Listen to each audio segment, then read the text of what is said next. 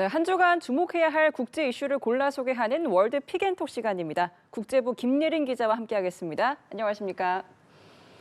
네, 첫 번째 키워드 보겠습니다. 트럼프의 경로이네요. 네, 지난 주말 사이에 전 세계를 술렁이게 한 판결이 나왔죠. 네. 미 연방대법원이 트럼프 대통령의 상호 관세 폭주에 제동을 걸었습니다. 트럼프 대통령 소식을 접하자마자 수치스러운 일이라며 경로하고 대법관들을 겨냥해선 온갖 비난을 퍼부었다는데요. 분노의 화살은 곧바로 전 세계를 향했습니다. 어떻게든 강력한 관세를 물리겠다고 위협하며 판결을 우회한 대체 정책을 쏟아내고 있는데요. 네. 트럼프 대통령의 분노, 어디로 어떻게 뛸지 알 수가 없어서 글로벌 무역 시장의 불확실성은 더 커진 상황입니다. 네. 트럼프 행정부 굉장히 발빠르게 대응하고 있는데요. 이 플랜 B 관세 문제가 없습니까? 네, 지금 온갖 조항들을 끌어오면서 으름장을 놨지만 걸림돌이 적지 않습니다. 먼저 무역법 122조를 들어 전 세계 15% 관세를 경고했죠. 다만 최장 150일까지로 제한을 두는 사실상 시한부 조항입니다. 그래서 새로 꺼내든 게 무역법 301조입니다. 네. 외국의 불공정 무역 행위를 조사한 뒤 보복 관세를 물릴 수 있는 강력한 조항인데요. 벌써 브라질과 중국에 대한 조사는 시작됐습니다.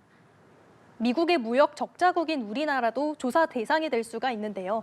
다만 조사 시간도 꽤 걸리는 데다 미국 무역 적자가 이 요건을 충족할 정도냐 이런 지적도 나오고 있어서 역시 위헌 논란을 피하기는 어려워 보입니다. 네. 그럼에도 트럼프 대통령은 몇 달 안에 새 관세를 발표하겠다며 경고를 날렸는데요.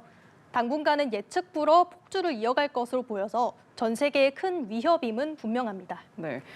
우리 정부에도 파장이 클 텐데요. 이 관세 인하를 조건으로 약속했던 3,500억 달러의 대미 투자 어떻게 되는 겁니까? 네, 우리 정부는 일단 예정대로 추진하겠다는 방침입니다. 네. 상호 관세의 효력은 사라졌지만 우리 주요 수출품인 자동차나 반도체, 철강 등에 부과되는 품목 관세는 그대로인데요. 트럼프 대통령의 분노를 자극하기보다 합의를 이어가며 상황을 좀 지켜보는 쪽을 택할 것으로 보입니다. 다른 국가들도 마찬가지인데요. 미국의 보복 우려는 강력한 부담 요인이라 대부분 신중한 접근을 보이고 있습니다. 프랑스 등 일부 유럽 국가들 사이에선 반경 목소리도 나오고 있지만 무역 합의를 당장 파기할 가능성은 낮다는 게 중론입니다. 그렇군요. 트럼프 대통령 대법 판결에도 굴하지 않는다는 듯 강경 대응으로 맞서고 있지만 정치적 입지는 좀 흔들리는 것 같네요. 네, 자신의 최대 성과로 내세워온 관세 카드를 잃을 위기에 몰렸습니다. 그렇죠. 공화당에서조차 공화국을 수호하는 판결이라며 환영의 목소리가 나오고 있습니다. 트럼프 대통령은 불충하다며 공개 저격에 나서면서도 결집을 강조했는데요. 11월 중간 선거를 앞두고 공화당 내 균열 조짐이 드러나고 있어 적잖은 파장이 예상됩니다. 관세 환급 문제로 무더기 소송전도 불가피해 보이는데요. 트럼프 대통령의 정치적 부담이 가중되면서 더 예측 불가한 행보를 이어갈 거란 우려도 나오고 있습니다. 알겠습니다. 이어서 다음 키워드 살펴보겠습니다. 공습 임박설인데요. 이란 얘기죠? 네, 맞습니다. 네. 미국이 휴일을 노려 이란을 기습 타격할 거란 관측이 끊이지 않았습니다. 몇 주 안에 전쟁 위험이 90%에 달한다는 경고까지 나왔는데요. 일단 지난 주말에는 충돌이 일어나지 않아 숨을 돌렸지만 긴장의 끈을 놓을 수는 없는 상황입니다. 네. 미국이 이란에 통보한 핵 협상 시한은 최대 15일인데요. 지난해 6월에는 2주의 시간을 제시해놓고 이틀 만에 핵시설 3곳을 공습한 전례가 있습니다. 그런데 미국이 이란을 공격하면 베네수엘라 때와는 좀 다를 거란 분석이 나오고 있다고요? 네, 미군은 마두로 대통령 축출 작전을 단 2시간 만에 끝냈지만 이란 공습은 장기전으로 번질 가능성이 커서 그리 간단한 일이 아니라는 건데요. 네. 이란이 보유한 대규모 탄도미사일의 위력에 더해 이란을 중심으로 한 무장 세력, 저항의 축까지 가세하면 중동 전쟁으로 확산할 수 있어 미국에도 부담일 수밖에 없습니다. 이렇다 보니 백악관 참모들조차 위험한 전략이라고 우려하고 있는데요. 관세 사태로 민심이 돌아선 상황에서 민생 정책에 더 집중해야 하지 않겠냐는 지적입니다. 네. 이란에서는 유혈 진압으로 잦아들었던 반정부 시위에 다시 불이 붙은 모습인데 지금 상황 어떻습니까? 네, 이란 대학생들이 새 학기를 맞아서 다시 거리로 나섰습니다. 하메네이에게 죽음을 이라는 구호가 또 등장했는데요. 시위가 격화하면서 진압에 나선 민병대와 유혈 사태까지 일어났습니다.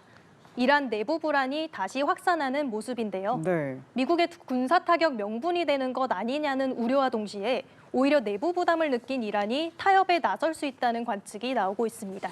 그렇군요. 지금 군사적 긴장이 계속되는 상황인데 이란은 일부 타협 여지를 드러내고 있다고요? 네, 이란은 다소 낙관적인 전망을 내놨습니다. 신속한 합의가 가능할 거라며 곧 핵합의안 초안을 마무리하겠다고 밝혔는데요. 무기급으로 농축하던 60% 우라늄 농도를 20% 이하로 낮출 수 있다는 제안이 담긴 것으로 전해집니다. 미국은 농축 제로를 요구하고 있어 받아들일지는 미지수인데요. 다만 군사적 대치가 장기화되며 양국 모두 타격이 큰 상황인 만큼 오는 26일 제네바 회담에서 극적인 타협이 이뤄질지 지켜봐야겠습니다. 알겠습니다. 자, 마지막 순서 위클리 톡 시간입니다. 어떤 내용입니까? 네, 다가오는 주요 일정 소개해드리겠습니다.